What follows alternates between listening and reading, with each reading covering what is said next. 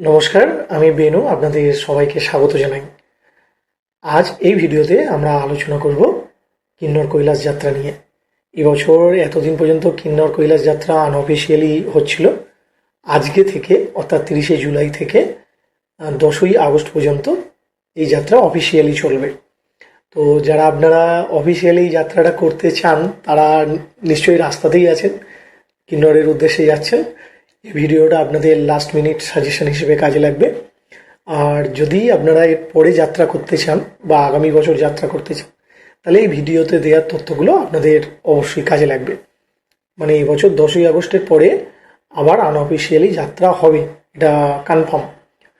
তা ভিডিওটি আগে নিয়ে যাওয়ার আগে এবছর এই যাত্রাটা করার জন্য কিভাবে রেজিস্ট্রেশন করবেন, এর মেডিকেল কিভাবে হবে, চলুন সেটা একবার দেখিয়ে দিই। কিন্নর কৈলাস যাত্রার রেজিস্ট্রেশন করার জন্য আপনার ফোন বা কম্পিউটারের ব্রাউজারে গিয়ে সার্চ করুন কিন্নর যাত্রা রেজিস্ট্রেশন। এখানে সবার প্রথম যে অপশানটি এটা পাবেন ডিস্ট্রিক্ট কিন্নর বলে, এই অপশানটিতে ক্লিক করুন। এটা হলো কিন্নর কৈলাস যাত্রা রেজিস্ট্রেশনের অফিসিয়াল ওয়েবসাইট। এর ইন্টারফেস কিছুটা এমন। এখানে যেমন আমরা দেখতে পাচ্ছি যে এবছর অর্থাৎ 2026-এ এই যাত্রা চলবে 30শে জুলাই থেকে 10ই আগস্ট পর্যন্ত। ভ্যালিড রেজিস্ট্রেশন ছাড়া কোনো যাত্রীকে এই যাত্রা করার অনুমতি দেওয়া হবে না, সেটি এখানে লেখা আছে। একদিনে সর্বমোট 375 জনকে অনুমতি দেওয়া হবে এই যাত্রা করার জন্য। এই 375 জনের মধ্যে 175 জন অনলাইন রেজিস্ট্রেশনের মাধ্যমে ছাড়পত্র পাবেন, 125 জন ছাড়পত্র পাবেন অফলাইন রেজিস্ট্রেশনের মাধ্যমে, আর 75 জনকে ছাড়পত্র দেওয়া হবে কিন্নর অ্যাসোসিয়েশনের যারা ট্যুর অপারেটর আছে তাদের মাধ্যমে। সেই ট্যুর অপারেটরের নাম্বারটিও এখানে দেওয়া আছে। আপনারা যদি এই ট্যুর অপারেটরদের সাথে যেতে চান তাহলে এই নাম্বারে যোগাযোগ করতে পারেন। এই অনলাইন রেজিস্ট্রেশনটি 28শে জুলাই সকাল 10টা থেকে শুরু হয়ে গিয়েছে। আর আপনি যদি অফলাইন রেজিস্ট্রেশন করতে চান তাহলে এই যাত্রার বেস ভিলেজ টাংলিংয়ে আপনাকে পৌঁছতে হবে এবং সেখানে 30শে জুলাই সকাল 6টা থেকে এই অফলাইন রেজিস্ট্রেশন শুরু হয়ে যাবে। এবারে দেখে নিই এটা অনলাইনে আপনি কিভাবে এই রেজিস্ট্রেশনটা করবেন। অনলাইনে রেজিস্ট্রেশন করার জন্য এই যে অপশানটি আছে click here for online registration, এখানে ক্লিক করুন, ওকে করে দিন। এখানে ইন্টারফেসটা কিছুটা এমন দেখতে পাবেন। এখানে এই বক্সটাতে টিক করে কন্টিনিউ করুন। তারপরের ইন্টারফেসটা কিছুটা এমন দেখতে পাবেন। এখানে যাত্রার রুট সিলেক্ট করতে হবে আপনাকে, যেটা টাংলিং ভিলেজ। তারপরে যাত্রার ডেট, ধরুন আমি 30শে জুলাই 2026 সিলেক্ট করলাম। তারপরে এখানে আপনার নাম, আপনার বাবার নাম, আপনার জেন্ডার, আপনার ডেট অফ বার্থ, এখানে আপনার মোবাইল নাম্বার, এখানে আপনার ইমার্জেন্সি মোবাইল নাম্বার, এখানে আপনার ইমেল আইডি, এখানে আপনার সম্পূর্ণ ঠিকানা, এখানে আপনার জেলা, এখানে আপনার রাজ্য, এখানে আপনার ব্লাড গ্রুপটা সিলেক্ট করে নিন। এখানে এই চেকবক্সটাতে টিক করে সাবমিট করে দিলে আপনার যাত্রা রেজিস্ট্রেশন সার্টিফিকেটটি ডাউনলোড হয়ে যাবে। এই যাত্রা করার জন্য আপনার মেডিকেল চেক আপ সার্টিফিকেট অর্থাৎ ফিট সার্টিফিকেট থাকা বাধ্যতামূলক। আপনি যদি সেটা অফলাইনে করতে চান তাহলে টাংলিং ভিলেজে যে মেডিকেল ক্যাম্প আছে সেখানে গিয়ে করে নিতে পারবেন। আর যদি এখান থেকে করে নিতে চান যেখানে আপনি থাকেন সেখান থেকে, তাহলে এই অপশানটাতে গিয়ে ক্লিক করুন। একটি পিডিএফ ফাইল আপনি পাবেন, এটাকে প্রিন্ট আউট দিয়ে দিন। প্রিন্ট আউট দেওয়ার পরে এখানে আপনার একটি পাসপোর্ট সাইজ ফটো লাগিয়ে দিন। এখানে আপনার নাম, বাবা অথবা স্বামীর নাম, সম্পূর্ণ ঠিকানা, date of birth, identification mark এবং এখানে আপনার ব্লাড গ্রুপ লিখে দিন। তারপরে এখানে কিছু সিমটমসের কথা দেওয়া আছে, যদি সেগুলো আপনার থেকে থাকে সেগুলো টিক চিহ্ন করে দিন। যদি পরিবারে কারোর আগে হার্ট অ্যাটাক হয়ে থাকে তার বিবরণ এখানে দিন। যদি কারোর হঠাৎ মৃত্যু হয়ে থাকে তার বিবরণ এখানে দিন। যদি আপনার অতীতে কোনো মেজর ইনজুরি হয়ে থাকে তার বিবরণ এখানে দিন। অন্য কোনো মেডিকেলের বিবরণ যদি আপনার দেওয়ার থাকে সেটা এখানে দিন। আপনার যদি আগে কোনো সার্জারি হয়ে থাকে তার বিবরণ এখানে দিন। আপনি যদি নিয়মিত কোনো মেডিসিন নেন তার বিবরণ এখানে দিন। আপনার যদি কোনো কিছুতে অ্যালার্জি থাকে তার বিবরণ এখানে দিন। এরপরে আপনার এখানে তারিখ আর এখানে আপনি সিগনেচার করে দিন। এটা গেল পার্ট এ, এটা সম্পূর্ণ আপনাকেই ফিল আপ করতে হবে। আর এই যে পার্ট বি অংশটি আছে, এটি যে ডাক্তার আপনাকে এই ফিট সার্টিফিকেটটি দেবেন তিনি ফিল আপ করবেন, যেখানে আপনার পালস, বিপি, অক্সিজেন লেভেল এখানে আপনার নাম, কী কী টেস্ট উনি করিয়েছেন সেটা লেখা থাকবে, ডাক্তারের নাম, ওনার ডেজিগনেশন কী আছে, কবে এই সার্টিফিকেটটা উনি ইস্যু করছেন সেটা, আর এখানে উনি সিগনেচার এবং স্ট্যাম্প করে দেবেন। এই পুরো ফর্মটির হার্ড কপি এবং রেজিস্ট্রেশনের হার্ড কপিটি আপনি যাত্রা করার সময় সাথে নিয়ে যাবেন। আশা করি সম্পূর্ণ মেডিকেল এবং রেজিস্ট্রেশন প্রসেসটা বুঝতে পেরেছেন। যদি না বুঝতে পারেন কমেন্ট করবেন, আমি কমেন্টের রিপ্লাই জানিয়ে দেবো যে কী করতে হবে। আচ্ছা, এবার বলি এই যাত্রাটা কিভাবে শুরু হয়। কলকাতা থেকে অবশ্যই এই যাত্রাটা করার জন্য আপনাকে চণ্ডীগড়, সিমলা অথবা কলকাতায় আসতে হবে। আমরা এই যাত্রাটা শুরু করেছিলাম চণ্ডীগড় থেকে। চণ্ডীগড় থেকে আমাদের 7 জনের একটি দল আমরা কিন্নর কৈলাসের উদ্দেশ্যে গিয়েছিলাম। চণ্ডীগড় থেকে যে গ্রামটির নাম এই ওয়েবসাইটটিতে দেখলেন, টাংলিং বলে, এই গ্রামটাতে আপনাকে পৌঁছতে হবে। অফিসিয়ালি সময়ে টাংলিং থেকে এই যাত্রাটা করার জন্য নির্দেশ দিয়েছে গভর্নমেন্ট, তাই টাংলিংয়ে পৌঁছতে হবে। এছাড়া এর পাশের একটা গ্রাম যেটার নাম পাওয়ারি বা পাওয়ারি, ওই গ্রাম থেকে ওই যাত্রা হয়। তা চণ্ডীগড় থেকে পাওয়ারি বা টাংলিং এর দূরত্ব কম বেশি ওই 350 কিলোমিটার মতো। আপনারা চণ্ডীগড় থেকে ওখানে পৌঁছে যান। টাংলিংয়ে পৌঁছে সেখানে আপনাদেরকে প্রথমে নাইট স্টে করতে হবে। নাইট স্টে করুন ওখানকার হোমস্টেতে। তা আমরা যে হোমস্টেতে ছিলাম তার নাম্বারটা এই নিচে দিয়ে দিচ্ছি, এখানে আপনি কল করতে পারেন। হোমস্টেটা ভালো, খারাপ না। খাওয়া দাওয়ার একটু অসুবিধা হতে পারে এবং সেটা ওখানকার সব হোমস্টের ক্ষেত্রেই তাই। আচ্ছা, তাহলে চণ্ডীগড় থেকে আপনারা টাংলিং গেলেন। এই টাংলিংয়ে আপনারা গিয়ে অফলাইন রেজিস্ট্রেশন করতে পারবেন, যেটা ভিডিওর রেজিস্ট্রেশন প্রসেসে আপনারা দেখলেন। কারণ এই মুহূর্তে আপনি যদি অনলাইন রেজিস্ট্রেশন করতে চান এবছরের জন্য, তাহলে সমস্তটাই ফুল হয়ে গেছে। তাই হোমস্টের যিনি ওনার সাথে আমার কথা হয়েছে, উনি বলেছেন গেলে হয়ে যাবে, কারণ খুব কম লোকই যাচ্ছে। এটা আজকে অর্থাৎ এই 29 তারিখ রাত্রিবেলা সন্ধ্যে 7টা 7:30টার সময় ওনার সাথে আমার কথা হয়েছে। উনি বলছেন কেউই আসছে না, যাদের দর্শন করার ছিল এর আগে আনঅফিসিয়ালি করে তারা চলে গেছে। তাও যাওয়ার আগে আমি বলবো এই নাম্বারে একবার কল করে যদি এবছর অফিসিয়ালি করতে চান তারপরে যান। এবার ওখানে তো মেডিকেলের সুবিধাও আছে, আপনারা চাইলে এখান থেকেও মেডিকেল করতে পারেন বা ওখানে গিয়েও মেডিকেল করতে পারেন। তা আপনার চণ্ডীগড়ের পরে প্রথম রাত্রি যাপন হবে টাংলিং গ্রামে, যেখানে ওই হোমস্টেতে টাকার বিনিময়ে আপনার থাকা এবং খাওয়ার ব্যবস্থা ওনারা করে দেন। এরপরে হচ্ছে আপনাদের প্রপার ট্রেকিংটা শুরু হয়। টাংলিংয়ের যে ল্যান্ডমার্ক সেটা হচ্ছে ওখানকার রাম মন্দির। অনেকটি রাম মন্দির আছে। এই রাম মন্দির থেকে টাংলিংয়ের যে স্কুল আছে, হাই স্কুল, অত অবধি যে চড়াইটা আছে সেটা উঠলেই আপনারা বুঝতে পারবেন যে এই যাত্রাপথটা ঠিক কতটা কঠিন, মানে কতটা চড়াই এই রাস্তাটা। এটা মানে একদম শুরুতেই আপনাকে বুঝিয়ে দেয় এই যাত্রাপথ। তারপরে টাংলিং গ্রামটা সম্বন্ধে যদি বলি, খুব সুন্দর গ্রাম। প্রচুর আপেলের বাগান আছে, আঙুরের বাগান আছে, আখরোটের বাগান আছে। আপনি হোমস্টের সাথে কথা বলে বাগান থেকে তুলে খেতেও পারেন, কেউ কিছু বলবেও না, কারোর কোনো ভ্রুক্ষেপই নেই। আচ্ছা, এবার যাত্রাপথ সম্বন্ধে বলি। টাংলিংয়ে রাত্রি যাপন করার পর আপনারা পরের দিন সকালে যতটা সকালে সম্ভব যাত্রা শুরু করুন। যাত্রা শুরু করে আপনাদের ওই দিনের গন্তব্য হবে গণেশ পার্ক, যেটা টাংলিং গ্রাম থেকে গণেশ পার্ক পর্যন্ত যদি দূরত্বের কথা বলি, এর দূরত্ব হচ্ছে কম বেশি 8 কিলোমিটার মতো। কিন্তু আমার স্মার্ট ওয়াচে এটা দেখিয়েছে 10 কিলোমিটার। স্মার্ট ওয়াচ ভুলও দেখাতে পারে, কিন্তু সবাই বলছিল 8 কিলোমিটার। টাংলিং থেকে আপনারা যখন যাত্রা শুরু করবেন আপনাদের উচিত হবে একটি পোর্টার নেওয়া। তার কারণগুলো আস্তে আস্তে বলছি।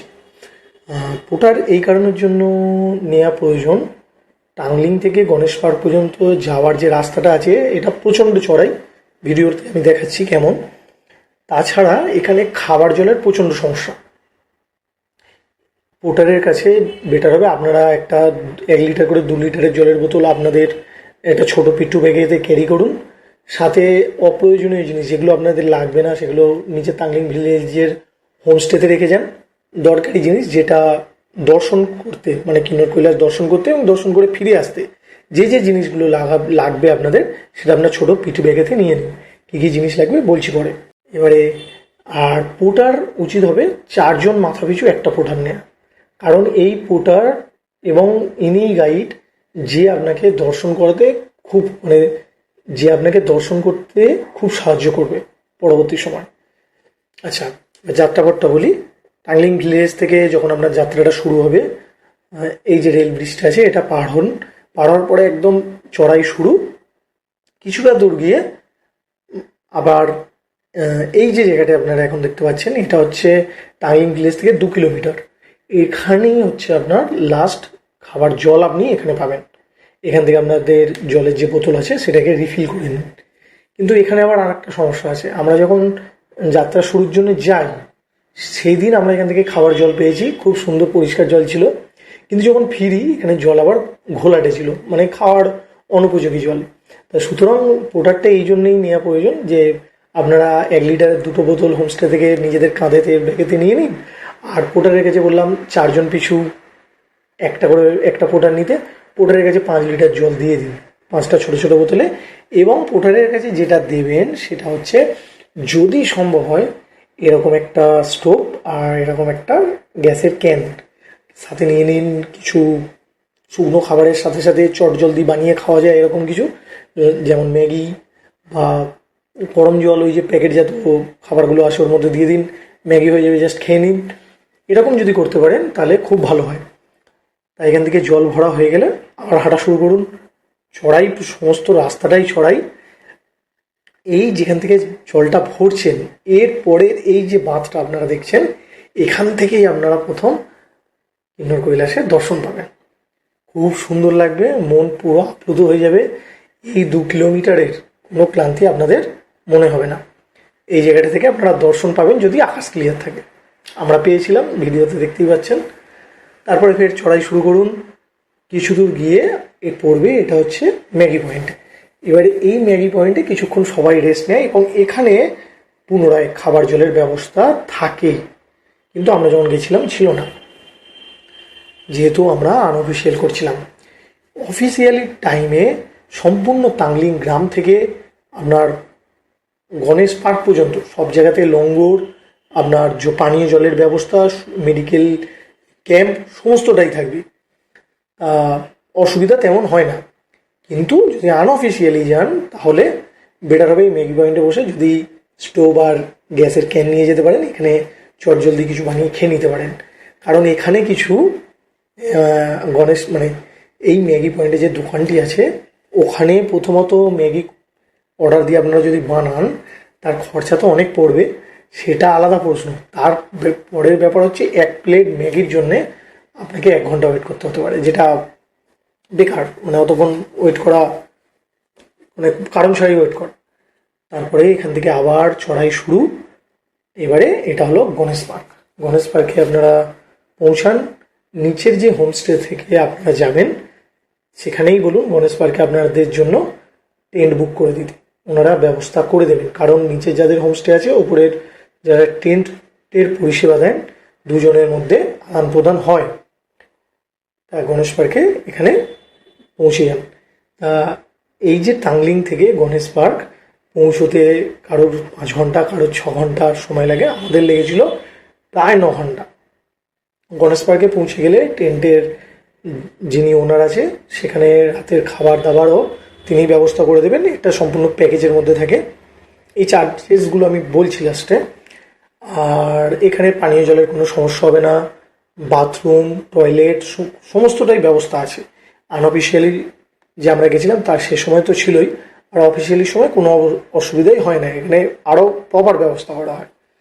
এবারে আপনাদের উচিত হবে গণেশ পার্কে পৌঁছে একটা রাত ওখানে কাটানোর পরের রাতটাও ওখানে কাটানো। তাহলে কি হবে, আপনার শরীর ওখানকার উচ্চতার সাথে মানিয়ে নেবে। পরের দিন যে জার্নিটা, যেটার জন্য আপনি গেছেন এতটা কষ্ট করে, সেটা প্রপার হবে। কারণ গণেশ পার্ক থেকে কিন্নর কৈলাসের দূরত্ব খুবই কম থাকে, কিন্তু রাস্তাটা দুর্গম হওয়ার জন্য সমস্যা হয়। উচিত হবে গণেশ পার্কে 2টো রাত কাটানো। সেইভাবে আপনি কথা বলে যান আপনার হোমস্টে থেকে, ওখানে গিয়ে ওনাদেরকে বলুন, ওনারা এইসব ব্যবস্থা করে দেবে। অফিসিয়ালি যাত্রার সময়ে বলেছে যে ওখানকার কর্মকর্তারা, মানে গভর্নমেন্টের তরফ থেকে বলা হচ্ছে যে রাত্রে যাত্রা করতে দেবে না, যাত্রা দিনের বেলায় করতে হবে। কিন্তু যদি আমি বলি গণেশ পার্ক থেকে কিন্নর কৈলাস দর্শন আর দর্শন করে আবার গণেশ পার্কে ফেরা, এই যে টোটাল যাত্রাপথটা করতে মানে কমপ্লিট করতে খুব সুস্থ লোকের 20 ঘন্টা সময় লেগেছে। আর একটু যারা বাদবাকি সবাই মানে বেশিরভাগ লোকই 20 থেকে 24 ঘন্টার মধ্যে এই ট্রেকটা কমপ্লিট করেছে। কারণ আনঅফিসিয়ালি হোক আর অফিসিয়ালি হোক, এই গণেশ পার্ক থেকে কিন্নর কৈলাস পর্যন্ত রাস্তায় থাকার প্রপার কোনো ব্যবস্থা নেই। মাঝখানে কেবলমাত্র এই গণেশ গুহা বলে এই যে জায়গাটি দেখছেন, এটার নাম গণেশ গুহা, যেটা গণেশ পার্ক থেকে 3 কিলোমিটার মতো। এখানে আপনি থাকতে পারেন, কিন্তু সমস্যা হচ্ছে এখানে অনেক লোক থাকার অ্যাকোমোডেশন নেই। এই গুহাতে খুব বেশি হলে 10 থেকে 15 জন থাকতে পারবে।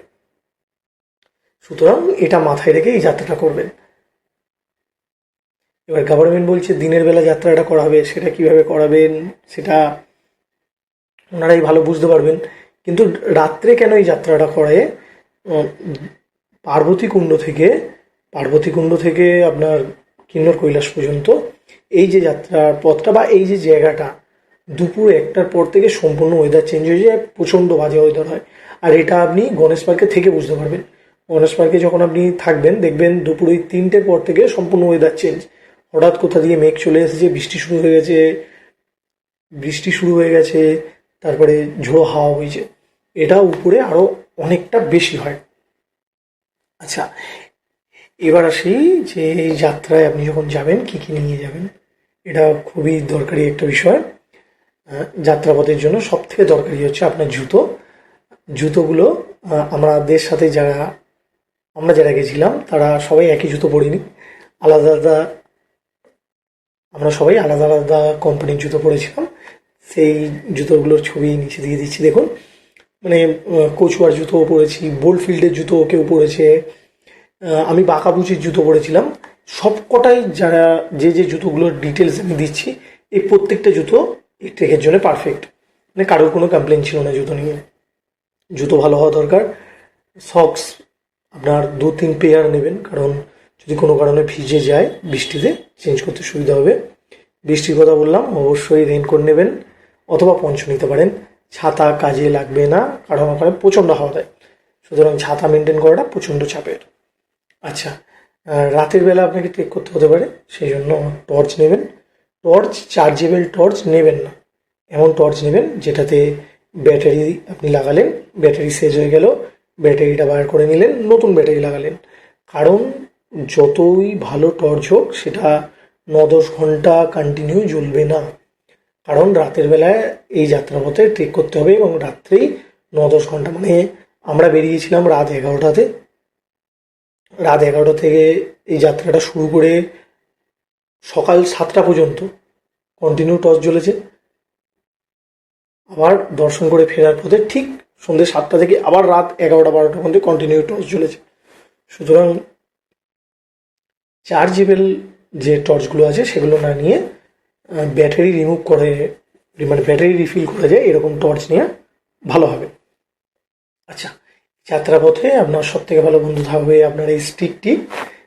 এরকম স্টিক যদি 2টো নিতে পারেন খুবই ভালো হয়। 2 হাতে 2টো থাকলে খুবই সুবিধা হয়, শরীরের ওপর ধকল অনেকটা কম পড়বে।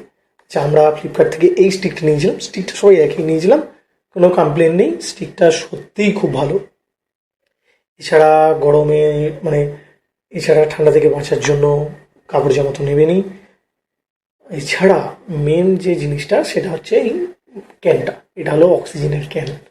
এই ক্যানটা ক্যারি করবেন এবং এটা মাথা পিছু একটা ক্যারি করবেন। কারণ ট্রেকের সময় আমরা সবাই বলি একসাথে যাব, চলো একসাথে যাই, কিন্তু ট্রেকে আগে পিছু হয়ে যায়। এই ক্যানটা আপনাকে প্রচণ্ড কাজে দেবে যাত্রার সময়। কখনো যদি আপনার মনে হয় যে কোনো রকম শারীরিক অসুস্থতা লাগছে, এই ক্যানটা ব্যবহার করুন। ইউটিউব দেখে নেবেন এটা কীভাবে ব্যবহার করতে হয়, খুবই সোজা পদ্ধতি, ওইভাবে ব্যবহার করুন। কারণ যাত্রাপথে অনেক সময় আপনি মনে হবে আপনার ঘুম পাচ্ছে, শরীর নিচ্ছে না, এগুলো সবই অক্সিজেনের কম হওয়ারই লক্ষণ। যখনই আপনার মনে হবে কোনো কারণ ছাড়াই নিয়ে নিন, আপনার যাত্রা ভালো হবে তাতে। আর যদি আপনার মনে হয় যে না এটা অক্সিজেনের জন্য না, অন্য কোনো কারণ, মানে অক্সিজেন নেওয়ার পরেও যদি সেম প্রবলেম হচ্ছে, আপনি ঘুম পাচ্ছে আর যেতে পারছে না, তাহলে নিচে চলে আসা বেটার হবে, কারণ ওখানে আপনি পাহাড়কে হার মানাতে যাচ্ছেন না, আপনি দর্শন করতে যাচ্ছেন, ওটাই আপনার উদ্দেশ্য হওয়া উচিত। আচ্ছা, এবার আসি চার্জেসের কথা, মানে এই যাত্রাটা করতে কত কি খরচা হতে পারে। প্রথমে বলে রাখি, আমরা চণ্ডীগড়ে নেমেছিলাম, আমরা 7 জনের একটা টিম ছিলাম। আমরা একটা গাড়ি বুক করেছিলাম, সেই গাড়িটা করে আমরা তামলিং ভিলেজে পৌঁছেছিলাম। সেখানে আমাদের থেকে নেওয়া হয়েছিল 11,200 টাকা মোট। 11,200 টাকাতে আমরা তামলিং থেকে 11,200 টাকাতে আমরা চণ্ডীগড় থেকে তামলিং পর্যন্ত পৌঁছে গেছিলাম।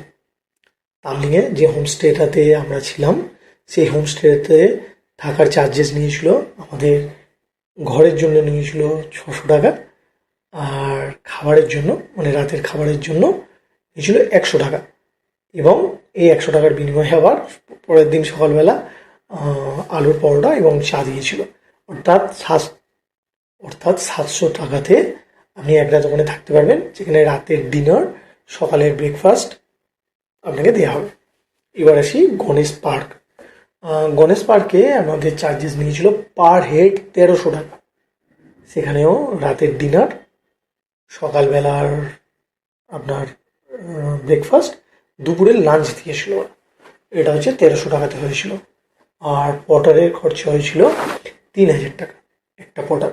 3,000 টাকাটা কেমন, উনি তামলিং থেকে গণেশ পার্ক পর্যন্ত নিয়ে গেছেন আমাদের একদিন, আর দ্বিতীয় দিন গণেশ পার্ক থেকে দর্শন করিয়ে আবার গণেশ পার্কে এনেছেন। এই দুদিনের জন্য 3,000 টাকা, অর্থাৎ 1,500 টাকা পার ডে ওনার চার্জ। এটা ক্যালকুলেট করতে পারেন। এবার টোটালটা ক্যালকুলেট করে নিলে আপনার এই ট্রিপের জন্য ঠিক কত টাকা খরচা হবে সেটা আপনি আনুমানিক একটা হিসেব করে নিতে পারবেন। ভিডিওটা এখানেই শেষ করছি। যদি কোনো রকম কোনো প্রশ্ন থাকে কমেন্ট করতে পারেন, আমাকে ইনস্টাগ্রামে ফলো করতে পারেন, ইনস্টাগ্রামের সঙ্গে সঙ্গে মেসেজ করতে পারেন। ইনস্টাগ্রামে আপনি যদি মেসেজ করেন তাহলে রিপ্লাইটা দিতে সুবিধা হয়, খুবই দ্রুত আপনি রিপ্লাইটা পেয়ে যাবেন। ভালো থাকবেন সবাই।